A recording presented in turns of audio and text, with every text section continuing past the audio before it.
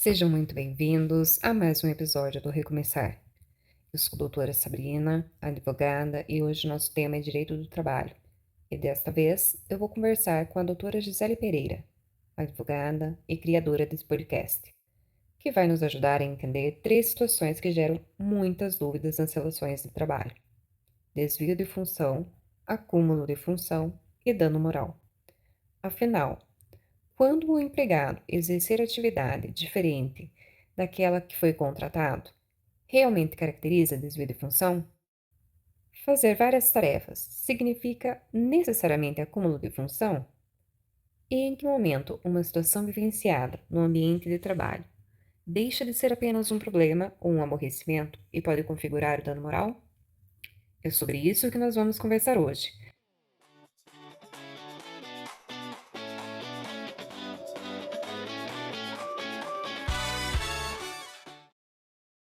Doutora Gisele, seja muito bem-vinda ao Recomeçar.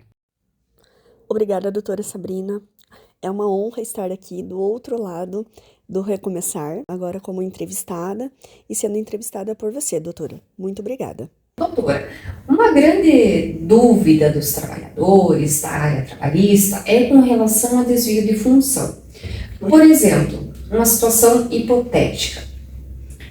A pessoa é contratada como assistente administrativo, né? E o seu chefe solicita que mantenha a organização, que passe, né, um pano na mesa, e, enfim, mantenha aquele local limpo, higienizado, né, adequado ao trabalho. Isso caracterizaria um desvio de função?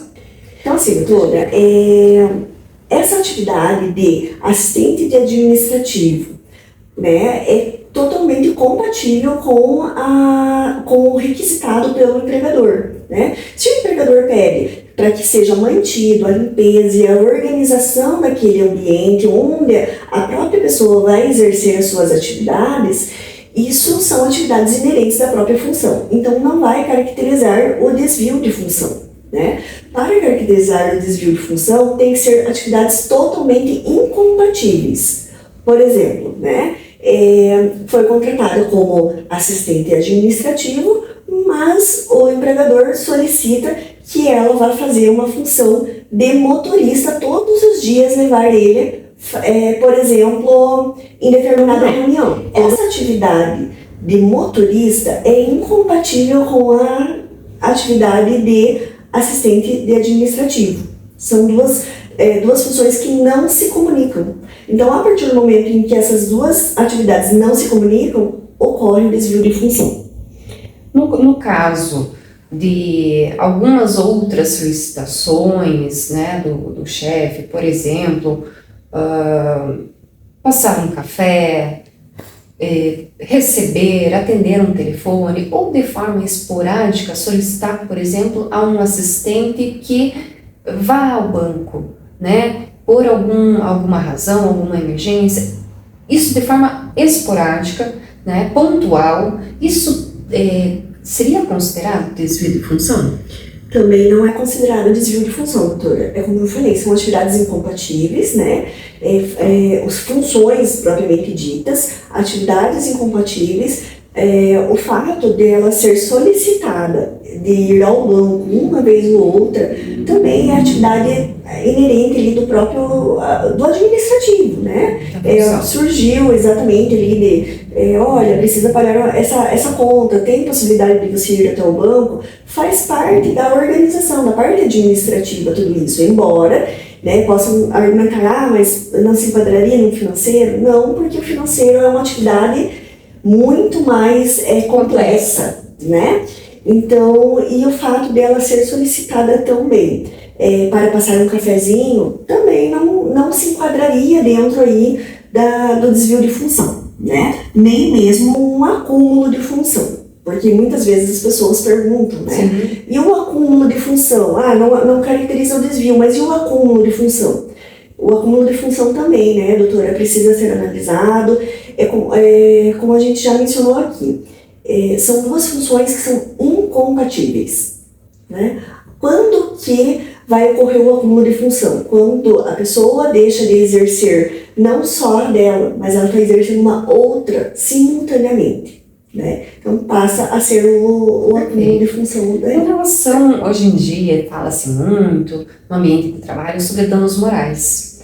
Então, há uma, às vezes, confusão, talvez, entre os trabalhadores, não sabem até que ponto, né, haveria um dano moral, uma solicitação do chefe, supervisor, gerente, né, ou seja, um cargo hierárquico, né, superior, solicitando de uma forma, cobrando o funcionário, né, a cobrança em si, né, de você não cumpre o prazo, onde está o relatório, esse tipo de cobrança, né, sem termos pejorativos, sem alguma circunstância nesse sentido, somente a cobrança.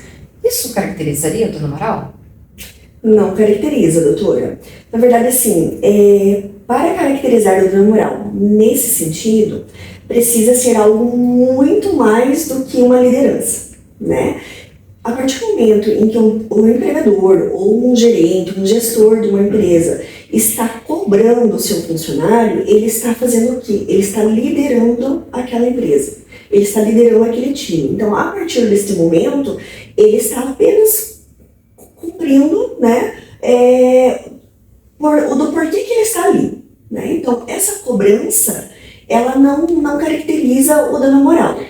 Agora, se essa cobrança vem acumulada, né, com grosseria, muitas vezes, né, com falas pejorativas, xingamentos, né, palavras, né, que acabem tornando aquele ambiente pesado, né, começa a ter aquela ruptura entre empregado e empregador, ou um gestor, né? E a partir daí começa a caracterizar, né, um abuso de poder. E dentro desse abuso de poder, se ficar configurado, realmente caracteriza o dano moral. Atinge a personalidade da... Exatamente, porque vai atingir a personalidade da pessoa, né? Inclusive, isso é um dos temas do podcast, do Recomeçar. Tem até, se eu não me engano, são dois, é o segundo episódio que fala sobre discriminação e acho que o sexto episódio também fala da questão das cobranças excessivas, né? Até que ponto o empregador pode cobrar do trabalhador, né? Porque ele tem o poder de direção da empresa, então ele tem esse poder de cobrança, né? Mas a partir de até onde ele pode cobrar, né? Inclusive, esse caso do podcast, o empregador dizia assim para o trabalhador: você não vai sair almoçar porque aqui ninguém vendeu. Se vocês não baterem a meta, vocês não vão sair para almoçar. Você não está merecendo tirar férias. Então, esse tipo de conduta do empregador, nesse caso era um gerente, né? Acaba configurando realmente um dano moral aí, né? Um assédio moral. Por quê? Porque ele está atingindo a intimidade, a honra do trabalhador, e não somente isso, né? Ele está fazendo com que aquele trabalhador se desmotive, desmoralizando a equipe, né? Exatamente isso, e acaba, nesse sentido, configurando o dano moral. Aproveitando a deixa, né, a gente falou sobre termos pejorativos, porém, a gente já teve alguns casos que, na verdade, nem sempre é um termo, digamos, pejorativo. Às vezes, vem com uma pincelada de ironia, que vem com, muitas vezes, um queridinha, meu amorzinho, mas isso dentro da relação de trabalho. Esses termos não são, digamos, não são pejorativos, né, no seu significado literal, porém, essas chamadas, né, terminologias dentro do ambiente de trabalho têm, na verdade, um cunho, na verdade, de denegrir ou de, né, tornar aquilo, viu, mas eu não estou te xingando, estou te elogiando, te chamando de minha querida, né, para chamar a atenção, para cobrar um trabalho e tudo mais. Esses termos, né, que são desvirtuados da sua essência, eles podem ser considerados como pejorativos? Depende, doutora. Como tudo no direito depende, né? Por que depende? Porque vai depender da situação em que isso está configurado, né? Se foi repetidamente, se vem realmente aquela forma irônica, se foi só uma brincadeira, precisa ser analisado todo um contexto. É óbvio que a gente precisa pensar, né? Ah, mas não é brincadeira, né? A gente não está ali para brincar, realmente, né?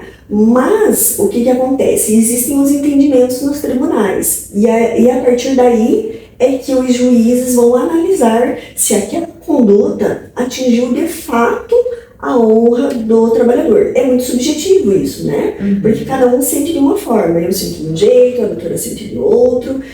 Mas é a partir do momento em que feriu aquela honra do trabalhador. A reincidência, né, a regularidade dessas condutas são analisadas, né, ali pelo Poder Judiciário para que possa realmente desvendar, né, não é qualquer situação isolada, né, como a doutora mencionou, a questão, né, de uma brincadeira, né, e se isso foi algo esporádico, pode ser que seja um entendimento, brincadeira, uma ironia, né?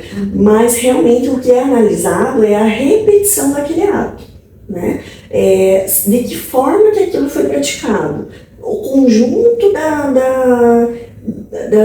de todas as condutas daquele líder, daquele empregador, né? Daquele gestor.